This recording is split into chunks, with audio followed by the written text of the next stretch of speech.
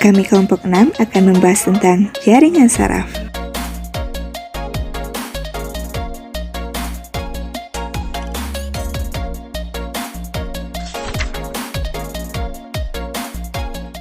Jaringan saraf.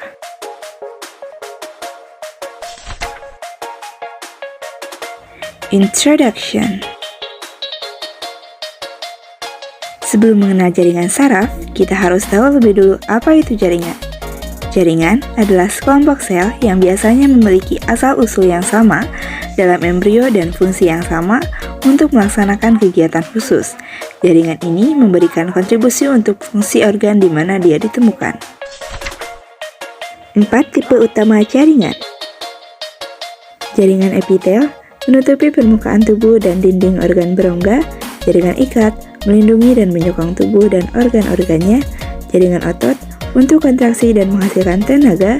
Jaringan saraf menghasilkan dan mengonduksi impuls atau neuron. Pengertian jaringan saraf.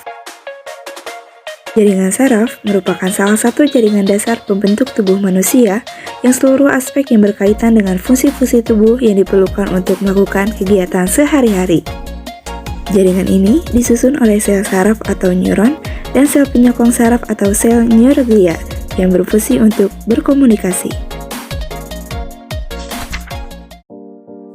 Struktur jaringan saraf meliputi dendrit, nukleus, badan sel, akson, nodus Ranvier, selubung mielin, sinapsis, dan sel Schwann. Dendrit ialah bagian saraf di mana sekumpulan serabut sel saraf pendek yang bercabang-cabang halus serta suatu perluasan dari badan sel. Bagian ini memiliki fungsi sebagai penerima impuls serta menyampaikan impuls yang diterimanya menuju ke badan sel. Badan sel merupakan bagian dari jaringan yang terbesar, di mana di dalamnya terdapat nukleus atau inti sel. Bagian ini mempunyai fungsi sebagai penerima impuls maupun rangsangan dari sitoplasma bercabang menuju ke akson. Akson adalah bagian neuron yang berfungsi menghantarkan impuls dari akson ke sel neuron yang lain menuju saraf pusat yang nanti akan direspon menjadi suatu gerakan.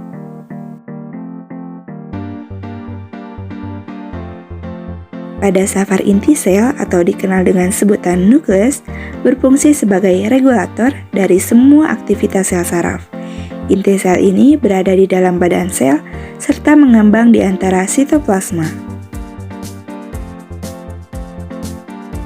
Selubung mielin berfungsi sebagai pelindung akson dan membungkusnya. Tetapi, selubung ini tidak membungkus secara keseluruhan, dan yang tidak terbungkus merupakan nodus Ranvier. Sel Schwann merupakan penunjang sel saraf berupa lemak yang berfungsi menghasilkan mielin atau selubung saraf. Sel Schwann membungkus akson beberapa kali hingga membentuk selubung mielin. Sel ini juga disebut sel neurilema. Nodus Ranvier adalah celah kecil yang terbentuk di antara selubung mielin yang membungkus dan melindungi akson. Fungsinya adalah untuk memungkinkan nutrisi serta zat buangan untuk masuk dan keluar dari neuron atau sel saraf. Sinapsis adalah suatu ujung akson di mana berfungsi untuk meneruskan impuls menuju ke neuron lainnya. Sinapsis dari satu neuron ini akan terhubung dengan dendrit dari neuron lainnya.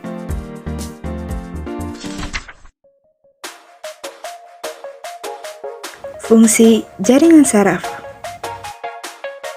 Jaringan ini memungkinkan kita untuk memahami lingkungan dan beradaptasi terhadap perubahan kondisi. Jaringan ini mengkoordinasi otot rangka kita, khususnya kepekaan pada penglihatan, rasa, bau, dan pendengaran. Jaringan ini juga mengontrol emosi dan kemampuan penalaran kita. Ini memungkinkan kita belajar melalui proses memori. Lalu, bagaimana cara kerja sistem saraf? Ketika tubuh menerima rangsangan, sel reseptor akan mengirim informasi ini dalam bentuk impuls berupa arus listrik yang akan diteruskan ke saraf sensori. Kemudian, sinyal pesan tersebut dibawa ke otak untuk diterjemahkan. Dari otak, diperintah anggota gerak atau organ tubuh untuk merespons sesuai dengan pesan yang dibawanya.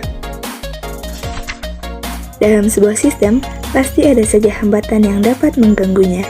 Berikut contoh gangguan dari sistem saraf.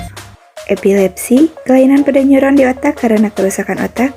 Neuritis, iritasi neuron disebabkan karena infeksi, kurang vitamin dan keracunan. Alzheimer, berkurangnya kemampuan mengingat dan aktivitas sehari-hari. Sekian dari kelompok 6. Thanks for watching. Bye.